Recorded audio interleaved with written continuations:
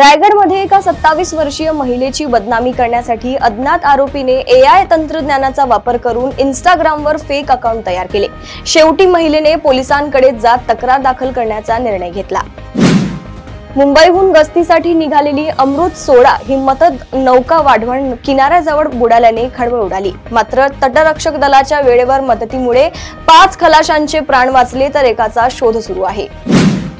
निवडणुकीत अमरावतीच्या राजकारणात मोठी उलथापालथ होण्याची शक्यता व्यक्त होत आहे। आमदार रवी राणा आणि त्यांच्या पत्नी भाजपा नेत्या नवनीत राणा हे एकमेकांविरोधात उभे ठाकण्याची शक्यता चर्चेचा विषय ठरत आहे। पुण्याच्या फुरसुंगी परिसरातील एका खासगी अकादमीत संरक्षण विषयक प्रशिक्षण घेणाऱ्या 16 वर्षीय विद्यार्थ्याने राहत्या खोलीत गळफास घेऊन आत्महत्या केल्याची घटना समोर आली आहे।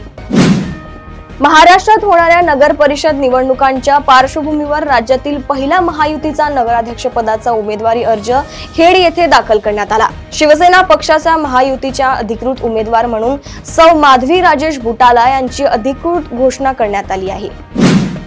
स्वातंत्र्यवीर विनायक दामोदर सावरकर यांच्यासह काही स्वातंत्र्य सैनिकांनी वास्तव केलेले लंडन मधील इंडिया हाऊस महाराष्ट्र शासन ताब्यात घेऊन त्या स्मारक म्हणून जतन करेल असे प्रतिपादन सांस्कृतिक कार्य मंत्री ॲडव्होकेट आशिष शेलार यांनी केले।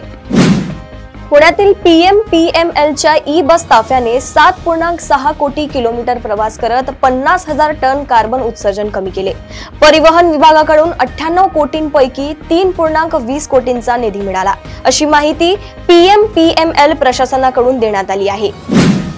मुंबई लोकलमध्ये विना तिकीट प्रवासासाठी आता बनावट UTS पासचा वापर वाढला आहे। विशेषतः AC लोकलमध्ये हा प्रकार अधिक दिसून येतोय। कुपोषणाच्या प्रकरणात हायकोर्टानं आरोग्य विभाग, आदिवासी विकास, महिला आणि बाल कल्याण, वित्त विभागाच्या प्रधान सचिवांना 24 नोव्हेंबरच्या पुढील सुनावणीला कोर्टापुढे हजर राहण्याचे आदेश जारी केले आहेत। मुंबईतील माझगाव न्यायालयातील अतिरिक्त सत्र न्यायाधीश एकाजुद्दीन काझी यांच्यावर 25 लाखांची लाच मागितल्याप्रकरणी ACB कडून गुन्हा करण्यात आला आहे, तर लिपिक चंद्रकांत वासुदेव यास 15 लाख लाच घेताना अटक करण्यात आली आहे।